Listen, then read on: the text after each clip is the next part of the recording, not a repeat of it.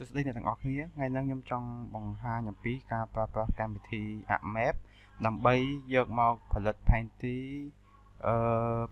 Poverty Map ផែនទីភាពក្រីក្រនៅប្រទេសកម្ពុជាឆ្នាំ2015ដែលមានលក្ខណៈដូចអ្វីដែលយើងបានមើលឃើញទាំងអស់គ្នាខ្ញុំនឹងចាប់ផ្ដើមវាពីចំណុច0មកវិញឥឡូវដើម្បីចាប់ផ្ដើមបើសិនបើនៅពេលដែលយើងបើកកម្មវិធីថ្មីគឺយើងចុចលើនេះមកហើយយើងយក blank map មកហើយយើងមិនបាច់សេវទេអញ្ចឹងគឺថានេះគឺជាផែនទីទំហំនេះគឺជាកម្មវិធីដែលយើងអាចបានបញ្ចូលទិន្នន័យអីថ្មីទិន្នន័យដែលខ្ញុំនឹងយកមកប្រើប្រាស់គឺគេហៅថាទិន្នន័យភាពក្រីក្រឆ្នាំ2015ដែលយើងអាចចូលមកទាញយកពីគេហទំព័រមួយគេហៅថា opendevelopmentcambodia.net ដែលខ្ញុំនឹងដាក់វានៅក្នុង description វីដេអូនេះហើយដើម្បីចូលទៅទាញយកទិន្នន័យនេះខ្ញុំត្រូវចុចលើ download ហើយខ្ញុំទៅចុចនៅលើ search text ហ្នឹងខ្ញុំធ្វើពាក្យ poverty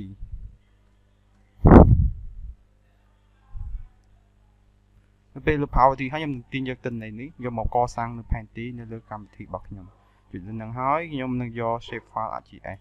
យកមក download នៅពេលនេះខ្ញុំបាន download រួចហើយ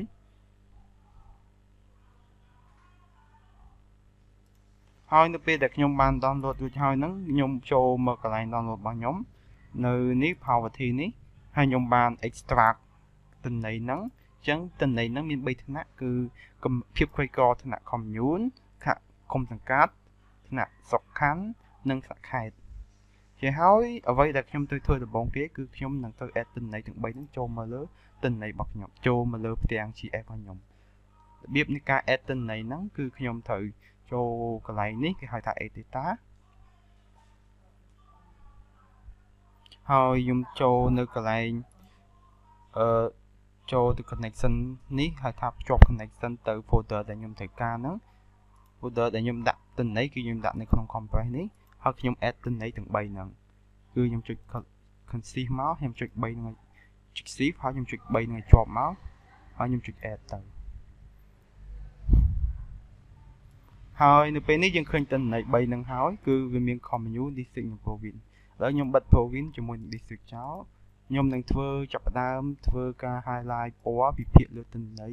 ថ្នាក់ commune នេះថ្នាក់ឃុំសង្កាត់នេះអ្វីដែលខ្ញុំធ្វើគឺខ្ញុំត្រូវចុច double click លើហ្នឹងហើយខ្ញុំយកកន្លែង symbology ខ្ញុំយកអត់ទេខ្ញុំយក quantile នៅពេលដែលយក quantile ហើយខ្ញុំអាចចុះមើលព័ត៌មានណាដែលខ្ញុំចង់ highlight គឺផែនទីដែលខ្ញុំនឹងបោះពុម្ពគឺហៅថា poverty rate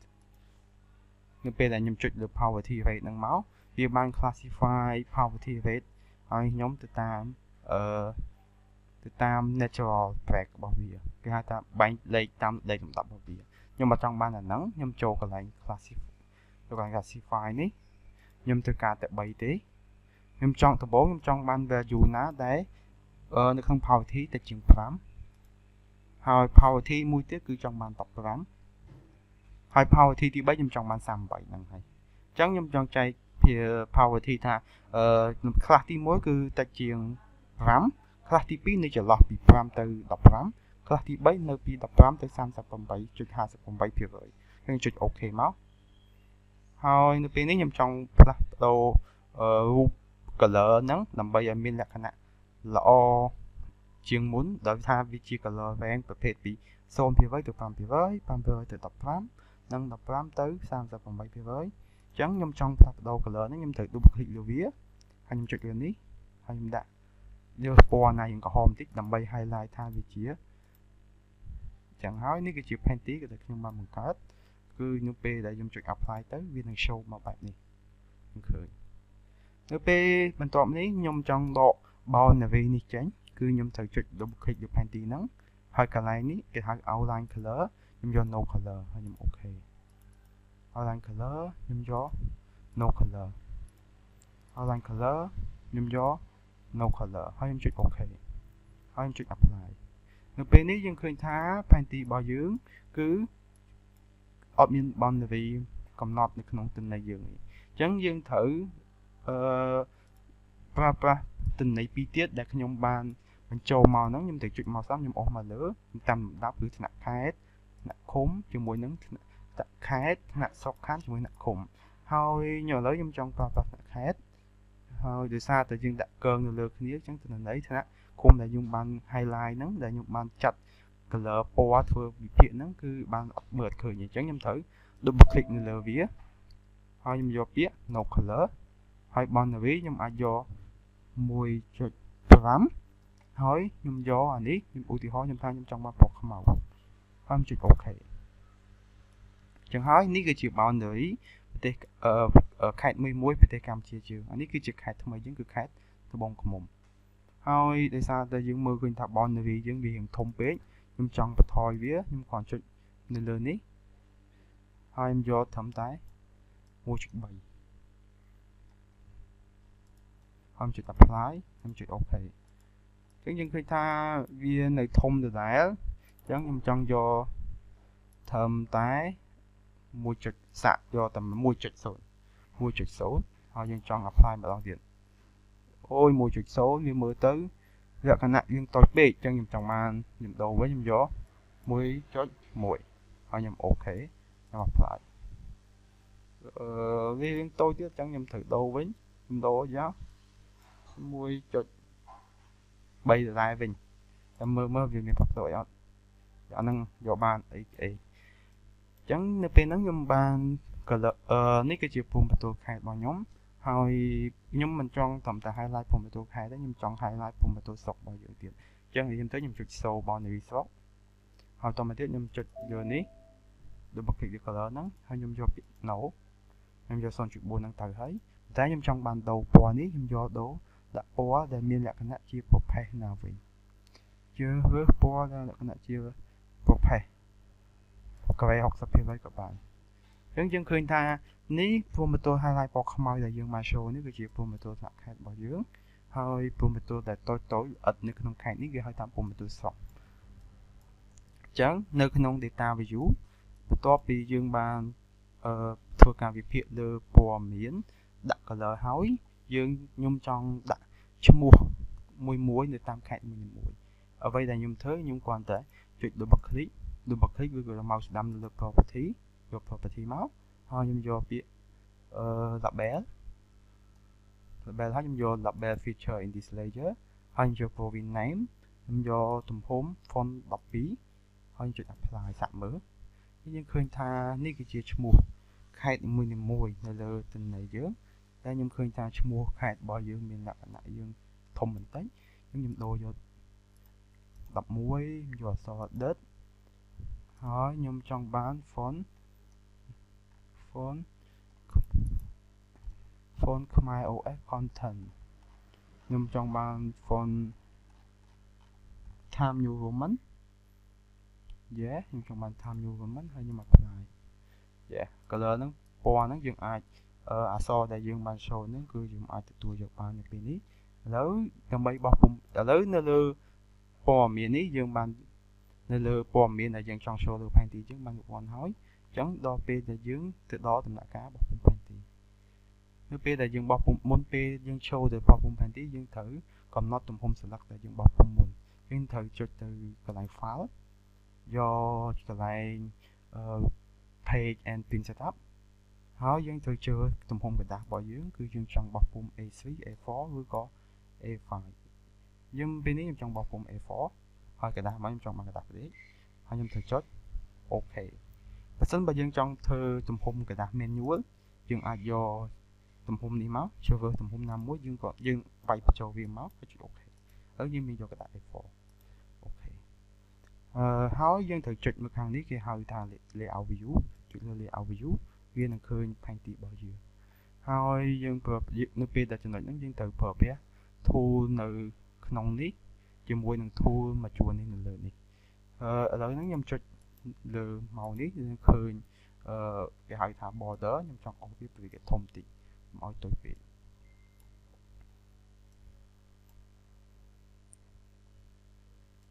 បាទឥឡូវនេះខ្ញុំឃើញថាផែនទីខ្ញុំបានដាក់ប៉ុណ្ណឹងហើយដោយសារតែផែនទីខ្ញុំនេះតូចពេកអញ្ចឹងខ្ញុំត្រូវផ្លាស់ប្ដូរមាត្រដ្ឋានផែនទីហ្នឹង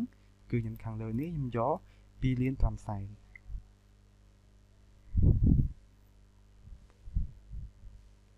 យក 2,500,000 អញ្ចឹងយើងឃើញថាផែនទីរបស់យើងធំ ហើយ panty របស់យើងធំល្មមហើយខ្ញុំវានៅខាងឆ្វេងអញ្ចឹងខ្ញុំចង់ move វាមកកណ្ដាលខ្ញុំត្រូវចុចនៅនេះសញ្ញារូប pen នេះខ្ញុំអស់វាមកក្រោមអញ្ចឹងយើងឃើញថា panty របស់យើងជំហានទី1នៃការដាក់ panty យើងបានដាក់បានជោគជ័យហើយអញ្ចឹងខ្ញុំចង់ design ដាក់ព័ត៌មានផ្សេងទៀតនៅក្នុង panty នេះខ្ញុំសូមពង្រីកវាធំជាងមុនតិចកន្លែងដែលមុនគេសំខាន់នៅក្នុង panty ហ្នឹងគឺនេះត្រូវការ name ត្រូវការឈ្មោះ panty របស់យើងអញ្ចឹងយើងចុចលើ insert យើងយក title យើងចង់វាយ title ថា Cambodia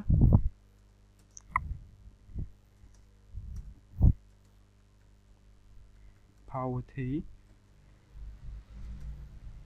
2015 Cambodia Poverty 2015ហើយយើងឃើញថា map របស់យើងមាននៅទីនេះអូខេនៅពេលដែលយើងមាន title ហើយខ្ញុំត្រូវការ legend នៅខាងស្ដាំនេះ legend នៅខាងស្ដាំនេះគឺខ្ញុំចូលកន្លែង insert ហើយខ្ញុំយកពាក្យ legend ហើយខ្ញុំជ្រើសរើស legend 3ហ្នឹងត្រូវហើយខ្ញុំចុច next ខ្ញុំអត់ត្រូវការ background ឬក៏ border អីទេចុច next ទៀតហើយខ្ញុំ finish ពេលដែលយើង finish ខ្ញុំឃើញថា legend 3ហ្នឹងហើយអ្វីដែលខ្ញុំនឹងធ្វើនៅក្នុង legend ហ្នឹងយើងមើលថាលក្ខណៈរបស់ legend ហ្នឹងមិនទាន់គ្រប់គ្រាន់ទេដែលធ្វើការជាងការកែអក្សរនៅខាងក្នុងគឺអាពីរនេះដែលយើងឃើញនេះគឺទាញចេញពី poverty នេះ district province ហ្នឹងអញ្ចឹងហើយយើងត្រូវចុច mouse ស្ដាំរបស់វាដើម្បីកែឈ្មោះវាអញ្ចឹងខ្ញុំចង់ដូរថា poverty province ហ្នឹងខ្ញុំដូរដាក់ថា province boundary អញ្ចឹងខ្ញុំចូល mouse ស្ដាំចេញពី label មក general ខ្ញុំ save ថា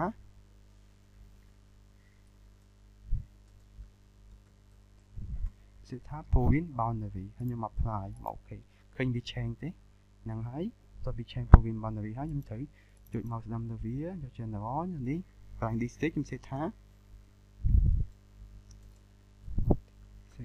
district boundary ហើយខ្ញុំអូខេហើយនៅកន្លែងនេះខ្ញុំអត់ត្រូវការ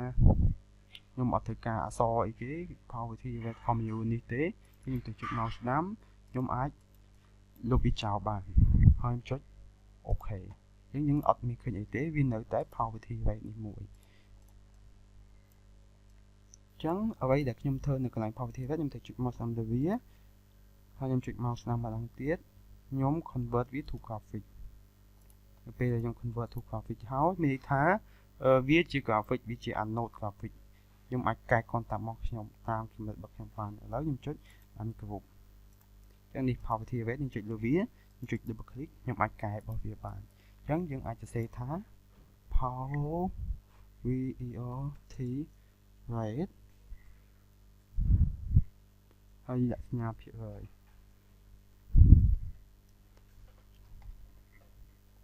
ហើយចុច apply ហើយចុច OK អញ្ចឹងហើយយើងឃើញថា3ហ្នឹងថាយើងចង់បានប៉ុណ្ណឹងខ្ញុំគិតថាប៉ុណ្ណឹងគ្រប់គ្រាន់ហើយខ្ញុំចុច select លើវាស្ដើមខ្ញុំត្រូវការ select ទាំងអស់ខ្ញុំត្រូវ select ម្ដងទៀត select ទាំងអស់ខ្ញុំចុច mouse ស្ដាំហើយខ្ញុំ group មើលវាវិញ group ដើម្បីខ្ញុំ off ទាំងណាគឺ off ទាំងអស់ស្មើគ្នាដល់ពីបាន group ហើយខ្ញុំត្រូវការ scale bar មួយនិងទិសខាងជើងមួយប្រាប់ទិសអញ្ចឹងខ្ញុំត្រូវការ insert ទៅដែរខ្ញុំយក scale bar យើងអាចធ្វើ scale bar មួយណាក៏បានតាមទីត្រូវការរបស់យើងខ្ញុំចង់បាន scale bar វាមួយនេះចុច OK ហើយខ្ញុំបាននេះទំហំ scale bar ដែលវាកំណត់ឲ្យយើងដោយសារតែអានេះជា mal អញ្ចឹងខ្ញុំអាចចុចត្រូវចង់កែវាចេញពី mal មកវិញចុច double click លើវាខ្ញុំយក scale and map unit យើងដូរ mal យើងយក kilometer ហើយយើងចង់នេះអា subdivision តូចហ្នឹងខ្ញុំដាក់ទៅ2បានហើយនេះដាក់ទៅ2បានហើយខ្ញុំ apply ឃើញទេគឺនេះទំហំប៉ុណ្ណឹងហើយទំហំរបស់វានឹងប្រែប្រួលទៅតាមវែងយើងអស់ទៅវែងលេខហ្នឹងវាកាន់ច្រើនហើយទៅពេលអស់មកខ្លីលេខកាន់តិចអញ្ចឹងខ្ញុំបានចង់ពី0 50 100ទៅ200ចង់បានលក្ខណៈដូចហ្នឹងអញ្ចឹងខ្ញុំចង់អស់វាទៅដាក់ខាងនេះបន្តមកទៀតខ្ញុំត្រូវការទិសខាងជើងមួយអញ្ចឹងខ្ញុំយកទៅ insert ហើយខ្ញុំយក not text អត់ទេខ្ញុំច្រឡំខ្ញុំយក insert ខ្ញុំយកនេះ not arrow នេះ notable យើងអាចជ្រើសរើសទិសខាងជើងណាមួយដែលយើងចង់បានហើយខ្ញុំគិតថាទិសខាងជើងមួយនេះស្អាតហើយខ្ញុំយកអូខេហើយនេះទិសខាងនេះខ្ញុំយកមកដាក់នេះខាងនេះហើយបន្ទាប់ពី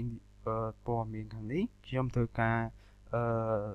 ព័ត៌មាន meta data ថា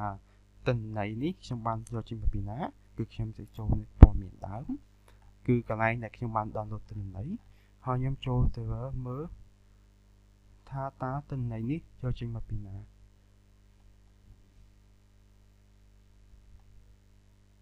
ថាទិន្នន័យនេះខ្ញុំយកចេញពី website Odyssey តើ source របស់គាត់យកចេញមកពីណាអូខេ source របស់គាត់យកចេញពី dataset family purpose ខ្ញុំត្រូវកង់ copy source របស់គាត់សម្រាប់វាគាត់ខ្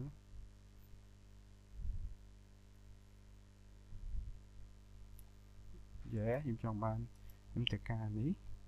ដើម្បីប្រាប់ថាទិន្នន័យហ្នឹងយកចេញមកពីណាខ្ញុំយក insert ខ្ញុំយក text ខ្ញុំ control V មកដើម្បីបញ្ចូលព័ត៌មាន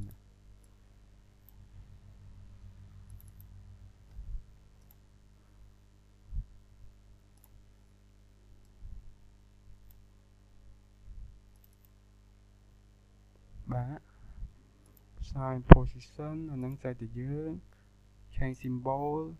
នឹងបើយើងចង់ដូរទំហំអក្សរឬក៏ចង់ដូរអីយើងអាចដូរនៅក្នុងនឹងបានយកអូខេ apply យើងអូខេចង់ដឹងថាហេតុអីបានជាវាគួរតែចេញ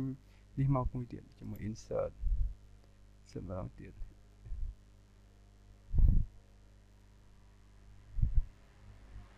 insert text ហេតុអីបានជាវាអត់ enter ចុះឲ្យយើងខ្ញុំមិនដឹងដែរ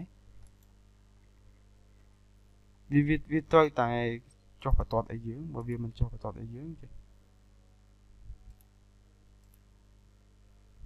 អូខេនេះគឺជា source របស់យើងដែលយើងត្រូវការខ្ញុំប្រាប់ថាតើ source របស់យើងបានទាញចេញមកពីណាខ្ញុំទាញ scale bar របស់យើងយកមកលើមកអូខេឥឡូវហ្នឹងខ្ញុំប្រាប់ថា source របស់យើងនេះយកចេញមកពីណាខ្ញុំចុច move វាមកឆ្វេងបន្តិចដើម្បីកុំឲ្យជាប់នឹងគេឯងអញ្ចឹងខ្ញុំមានថាទិន្នន័យរបស់ខ្ញុំគឺ extract from Initial Planning ក្នុងកាល2015ហើយខ្ញុំចង់ move map របស់ខ្ញុំឡើងលើបន្តិចកុំឲ្យឆ្អៀតពេកហើយនៅពេលនេះតើយើងខ្វះអីទៀតក្នុងការបបផែនទីគឺខ្វះលេខ coordinate នៅខាងឆ្វេងស្ដាំដើម្បីដាក់លេខ coordinate ខ្ញុំត្រូវចុចនៅលើ layer នេះខ្ញុំត្រូវ double click លើវាហើយខ្ញុំយកនេះកន្លែង grid នេះយក new grid ហើយនេះយើងមើលលើនេះវាជា example model បើយើងយកមួយអញ្ចឹងខ្ញុំចង់បានលក្ខណៈបែបនេះក៏បានតែខ្ញុំចង់បានលក្ខណៈបែបនេះហើយខ្ញុំចុច next ហើយ tick នេះគេហៅថា tick មាន label ឬក៏ tick only ខ្ញុំចង់បាន tick only បែបនេះហើយ style តាមការជ្រើសរើសរបស់យើងទំហំខ្ញុំចង់បានទំហំតូចត្រឹមតែ5បានហើយអូខេហើយខ្ញុំយក next ខ្ញុំអត់យក minor division ទេហើយយក next ទៀតហើយយើង finish ហើយខ្ញុំ apply ពេលហ្នឹងយើងឃើញថាទិន្នន័យរបស់យើងមានតួលេខនៅក្នុងហ្នឹងនេះថាផែនទីរបស់យើងមានតួលេខនៅក្នុងហ្នឹងអញ្ចឹងដោយសារតែតួលេខនេះយើងមើលឃើញ00នៅខាងក្រោយកន្ទុយទេនេះយើងមើលខាងនេះយើងឃើញនេះខ្ញុំស៊ូមឲ្យមើលយើងឃើញថាយើងមាន00នេះទេអញ្ចឹងខ្ញុំត្រូវលុប00នឹងចោលខ្ញុំត្រូវចុច mouse ស្ដាំលើទិន្នន័យហ្នឹងហើយលើ grid នេះខ្ញុំយក property ហើយនៅ property ខ្ញុំយក additional property ម្ដងទៀត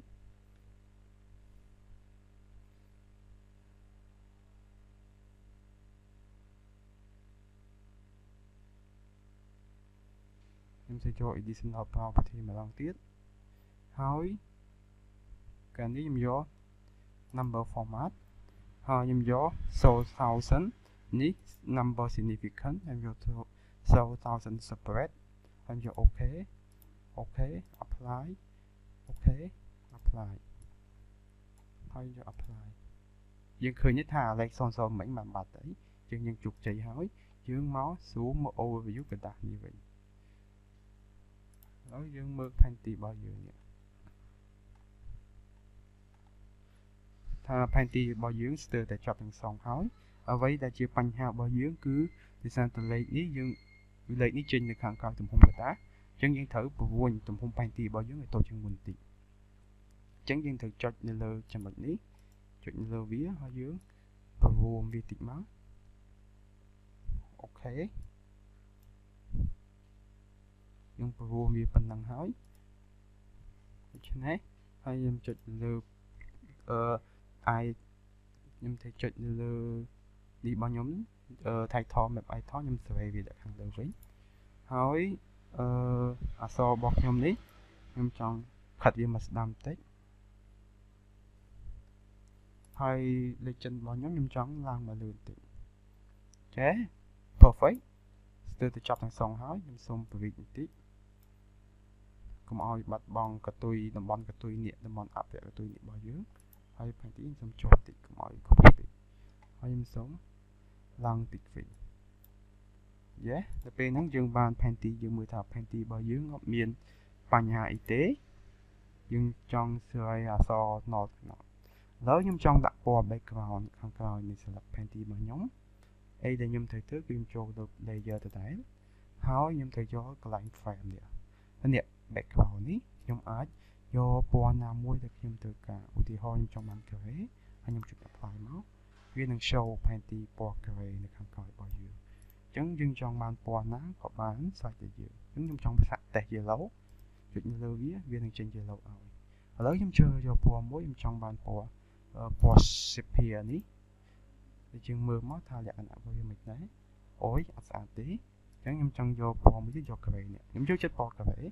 ដែលមើលទៅវា awesome មើលទៅស្អាតតែអញ្ចឹងខ្ញុំចង់ស្វែងlegend របស់ខ្ញុំគឺ legend របស់ខ្ញុំចង់យកមកដាក់ខាងលើហើយយកនេះដាក់ខាងស្ដាំហើយនៅពេលនេះផែនទីរបស់យើងបានបញ្ចប់ហើយយើងអាចបោះពុម្ពផែនទីនេះបានដោយចុចលើ file ហើយយើងយក export map នៅពេល export map យើងកន្លែងនេះយើង server លើទំហំ DPI មានន័យថា per pixel យើងត្រូវការ resolution ប្រមាណឧទាហរណ៍ខ្ញុំយកត្រឹមតែ 3V ខ្ញុំអត់ចង់បានច្បាស់ដោយសារតែវាធ្វើការ CPU ខ្ញុំ generate map នឹងបានត្រឹមត្រូវខ្ញុំដាក់លើ desktop ខ្ញុំ save poverty map